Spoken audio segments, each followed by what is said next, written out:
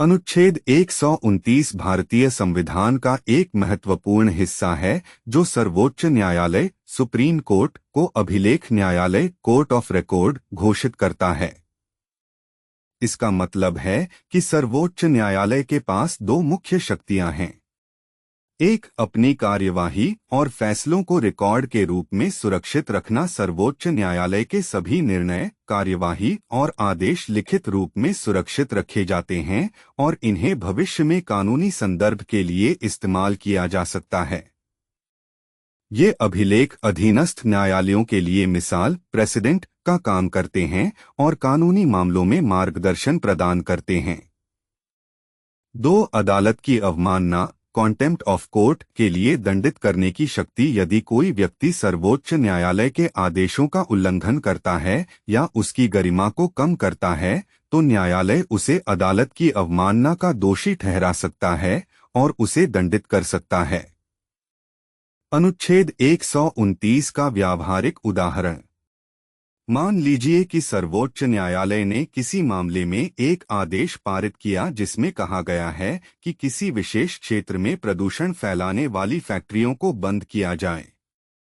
यदि कोई फैक्ट्री मालिक इस आदेश की अवहेलना करता है और अपनी फैक्ट्री को चालू रखता है तो उसे अदालत की अवमानना का दोषी ठहराया जा सकता है। उदाहरण को विस्तार से समझते हैं। मामला दिल्ली एनसीआर क्षेत्र में वायु प्रदूषण की समस्या। सर्वोच्च न्यायालय का आदेश। न्यायालय ने क्षेत्र में प्रदूषण फैलाने वाली कुछ चिन्हित फैक्ट्रियों को बंद करने का आदेश दिया। अवमानना। एक फैक्ट्री मालिक एक्स न्यायालय के आदेश के बावजूद अपनी फैक्ट्री को चालू रखता है।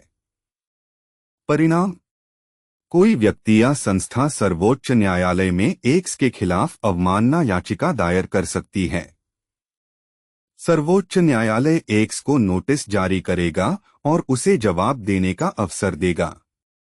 यदि न्यायालय यह पाता है कि एक्स ने जानबूझकर न्यायालय के आदेश की अवहेलना की है तो उसे अदालत की अवमानना का दोषी ठहराया जा सकता है।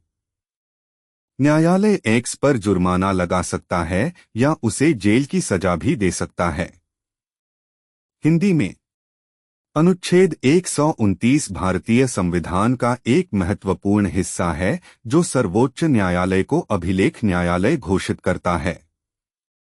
इसका मतलब है कि सर्वोच्च न्यायालय के पास दो मुख्य शक्तियां हैं।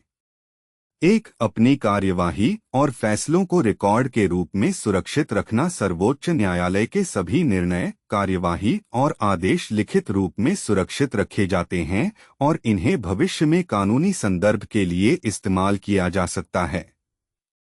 ये अभिलेख अधीनस्थ न्यायालयों के लिए मिसाल का काम करते हैं और कानूनी मामलों में मार्गदर्शन प्रदान करते हैं। दो, अदालत की अवमानना के लिए दंडित करने की शक्ति। यदि कोई व्यक्ति सर्वोच्च न्यायालय के आदेशों का उल्लंघन करता है या उसकी गरिमा को कम करता है तो न्यायालय उसे अदालत की अवमानना का दोषी ठहरा सकता है और उसे दंडित कर सकता है। अनुच्छेद 129 का व्यावहारिक उदाहरण। मान लीजिए कि सर्वोच्च न्यायालय ने किसी मामले में एक आदेश पारित किया जिसमें कहा गया है कि किसी विशेष क्षेत्र में प्रदूषण फैलाने वाली फैक्ट्रियों को बंद किया जाए। यदि कोई फैक्ट्री मालिक इस आदेश की अवहेलना करता है और अपनी फैक्ट्री को चालू रखता है तो उसे अदालत की अवमानना का दोषी ठहराया जा सकता है।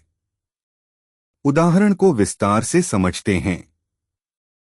मामला दिल्ली एनसीआर क्षेत्र में वायु प्रदूषण की समस्या। सर्वोच्च न्यायालय का आदेश। न्यायालय ने क्षेत्र में प्रदूषण फैलाने वाली कुछ चिन्हित फैक्ट्रियों को बंद करने का आदेश दिया। अवमानना। एक फैक्ट्री मालिक एक्स न्यायालय के आदेश के बावजूद अपनी फैक्ट्री को चालू रखता है। परिणाम, कोई व्यक्ति या संस्था सर्वोच्च न्यायालय में एक्स के खिलाफ अवमानना याचिका दायर कर सकती है। सर्वोच्च न्यायालय एक्स को नोटिस जारी करेगा और उसे जवाब देने का अवसर देगा। यदि न्यायालय यह पाता है कि एक्स ने जानबूझकर न्यायालय के आदेश की अवहेलना की है तो उसे अदालत की अवमानना का दोषी ठहराया जा सकता है। न्यायालय एक्स पर जुर्माना लगा सकता है या उसे जेल की सजा भी दे सकता है। यह उदाहरण दर्शाता है कि अनुच्छेद 129 सर्वोच्च न्यायालय को अपनी गरिमा और प्राधिकार को बनाए रखने और अपने आदेशों का पालन सुनिश्चित करने की शक्ति देता है। यह भारतीय न्याय प्रणाली की प्रभावशीलता के लिए महत्वपूर्ण है।